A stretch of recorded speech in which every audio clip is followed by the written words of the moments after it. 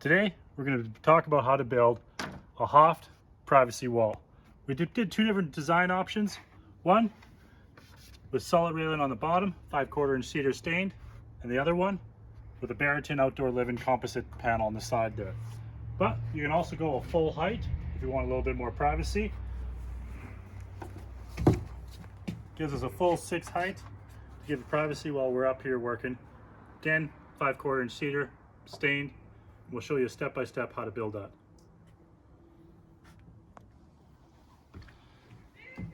So we have our material laid out over here. We have the two Hoft kits. So this is the A6 kit, and that is to set up our two corner posts. Then the C6 kit, and that's our center line post that holds the two pieces together. Instructions are fairly simple, but I'm just going to do it step by step, because seeing is always better than just reading simple instructions. First of all, we gotta get our tools together. Fairly straightforward. Need a level. Doing the aluminum post. Simple torpedo level will be enough. You have a longer 4-foot, 6-foot level, that also works. I love my impact driver for driving screws. And a drill to pre-drill into the composite before we get started. You just need good structural screws. I chose these headlock screws for a couple reasons. One, they're structural and strong.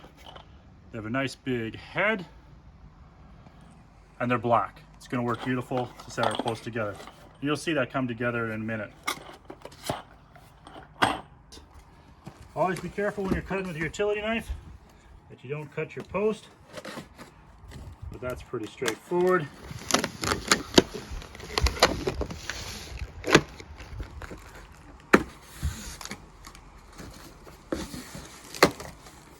Big on V-line, big on boxing it. So here's our base plate. That's critical for us to attach it down to the bottom there. Our actual full instructions again for this. And then our post.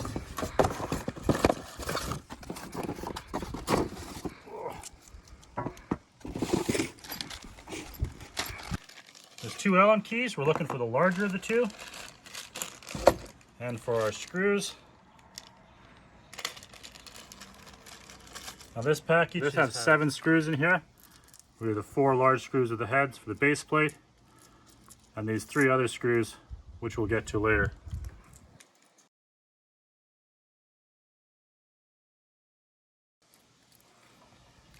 Now, another thing I like about the Hoft kit here,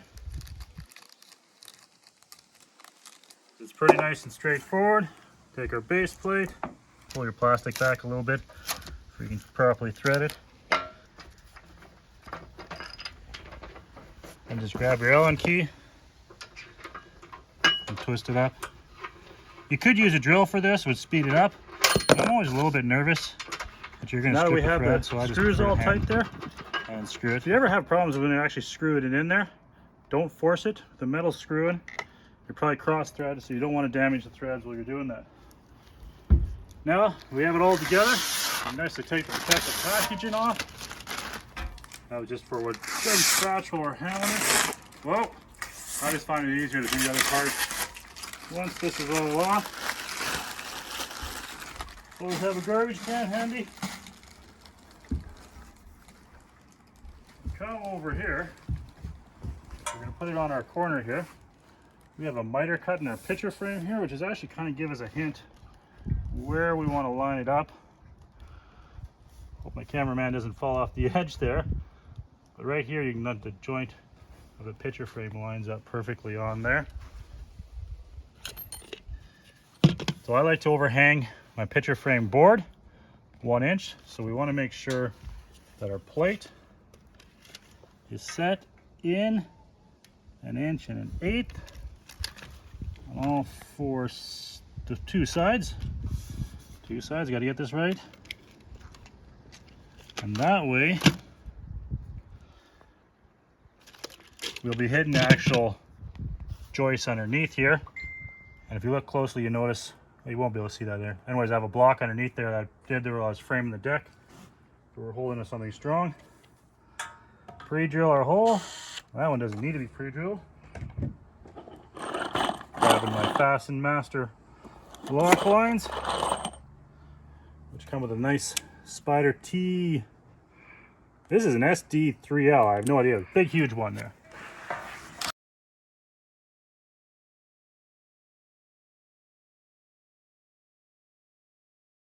Right. Good, good, good. Now that we're going into the composite, I will pre-drill it just to help us land it a little bit better. Inside, it might have been better to leave some of that plastic film on while working around the base here. That way there's less chance of me scratching it with my drill. Same thing, once I drill through the composite, line up my screws, then you have to get to level. I'm going to line this up perfectly, as you see. Like the power of it needs to slightly off there. Your tool. And then you have to get to level. Off of there. So then I'm going to back my screws off a little bit.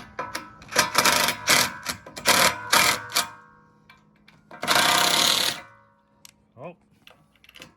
Switch in reverse, I'll actually back it off.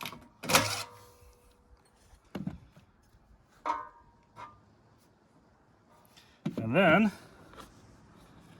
I got myself some composite shims here. I can slide that underneath there.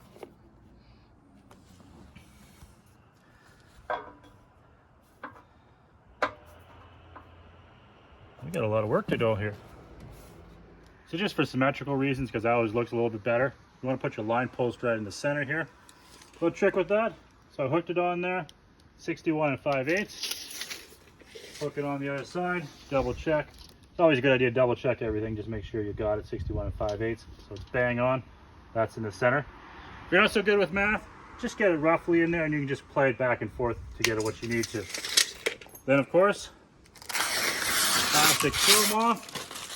Plastic film, oh. Work that off. Always be careful when you're working on height to the edge of your deck. And always have a garbage close by. I got my little rail blocks here. You have to look very closely. These are a nice little idea of how to set the very bottom piece on there. So we have our screw there. We can just screw that in there for we're ready. Oh! That is not going to work to tighten that up. So just double check. One side has a hole there for your Allen key. Make sure that's sliding on the outside. Got my other ones here. Now these are designed to help you level your slats. So always start right beside your house because that's going to be the highest part of the deck. So we can just grab our Allen key and tighten that up right to start with. And tighten initially because we could drive that in quite a bit more. There's a little slot that is actually designed to receive the glass panels if you choose to do that instead. But the little screw goes in there too. Then just grab your panels. We went with 5/4 inch cedar decking, and then we stained it nicely, prepped it and made it ready to go. So that slides into the top channels. Stay nice and consistent. Slide it down. Oh! Got our ugly side here. So Hoft is very, very clear with you to be wise in your selecting of your rails. This particular situation, because I wasn't wise enough to pick a board that didn't have that, slide it out, flip it around, because really, who's going to see it on the outside? And once I have it down again, grab my level. With a wood one, you're probably better off with a 4-foot level, but this will get us an idea of how much we need to go. So after you have your rail in on the very bottom of the level, you tighten up your spacer block screws. I like to call these Ninja Stars, but they're actually called spacer blocks. So you want to just take these, slide them in down here. Do that each end. So there's a little clip there, just holding a little prick there that's going to poke into the board just to hold it nice and tight. And of course repeat the process with all the other posts.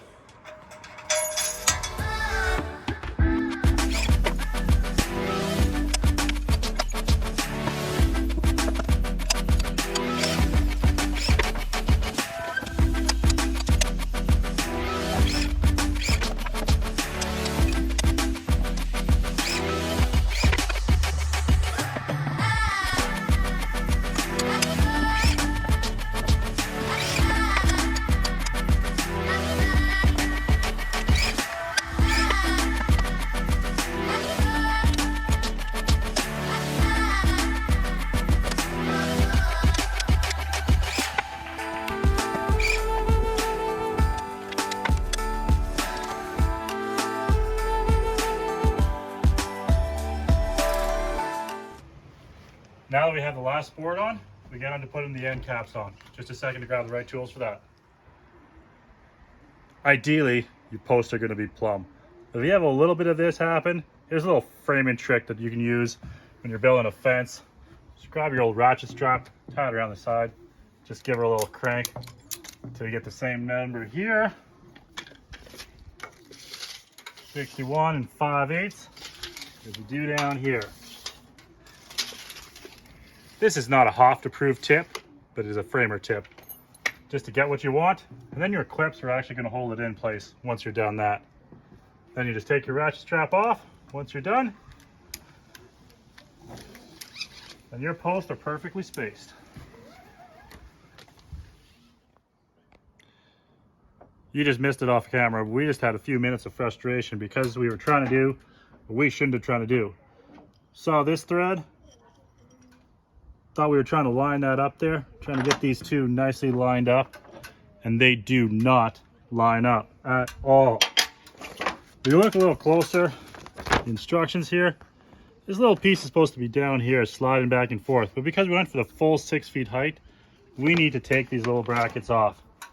So that's exactly what we're going to do. We're going to back this off, brackets off, screws off, little slots off. Little secret in construction, always hide ugly. So we're just going to put the screw head on the back here because people are less likely to see it.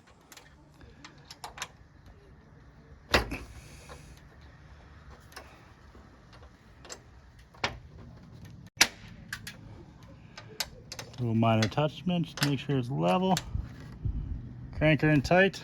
There we are. We'll just screw this in and we'll be all done this privacy fence.